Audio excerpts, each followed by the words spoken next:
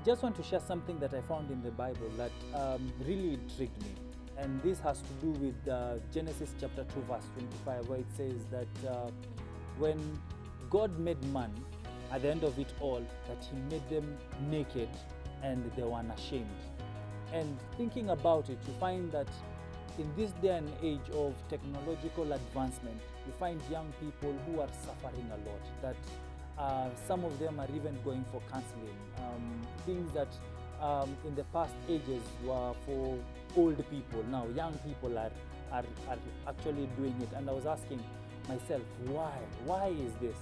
And looking at Genesis chapter 3, you find a conversation there, and this conversation we all know about, between the woman and the serpent, where the woman ends up eating the apple after the serpent convinced her that this is good, this is something they can actually do. And in our day and age, that translates to when we as young people are living our own normal lives, probably going to church, we hear God's word, we hear a great sermon here, we go into online services and we hear a great word there, but we go home and turn on our YouTube channel, we turn on our TV, we turn on that soap opera, we turn on that great program that we would want to look at, and we get information. Something feeds in our minds and in our hearts and in our souls, and suddenly we feel inadequate. We start getting into a conversation with ourselves. Do I look as good as her? Am I good enough?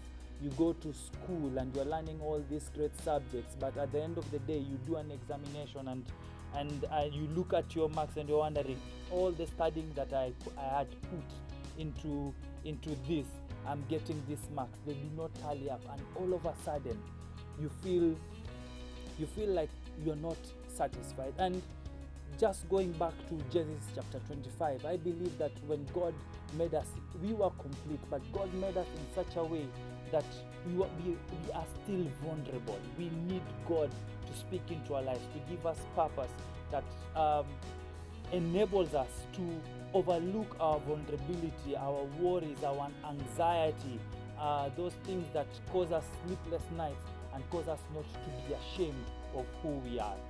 But then again, Satan comes with adverts, with programs, with movies and things that challenge that word, and we end up going down the rat hole.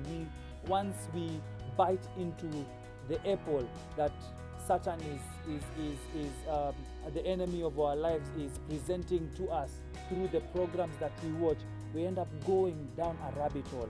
And since we are not satisfied, since we feel naked and ashamed, as it says in chapter number 3, where it says that when their eyes were opened, they felt naked and they were ashamed, and they went and took fig leaves and they sewed them together and they covered themselves. We start looking for cover.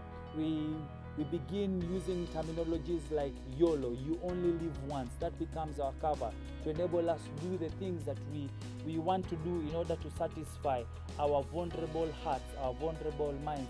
We start looking for cliques, we start going to clubs, we start hanging out with wrong people simply because we want to cover ourselves. But the thing is, those fig leaves keep drying, and this is where we get caught up, because trends will always shift.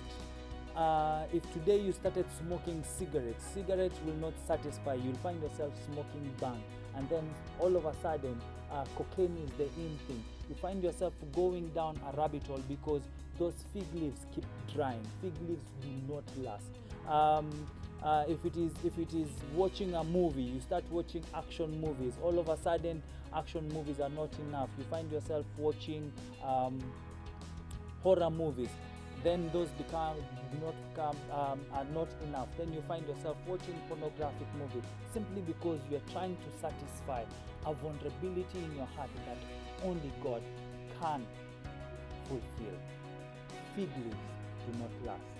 And I just want to invite you right now, if in your heart and in your mind you feel a dissatisfaction, you feel like those leaves do not last.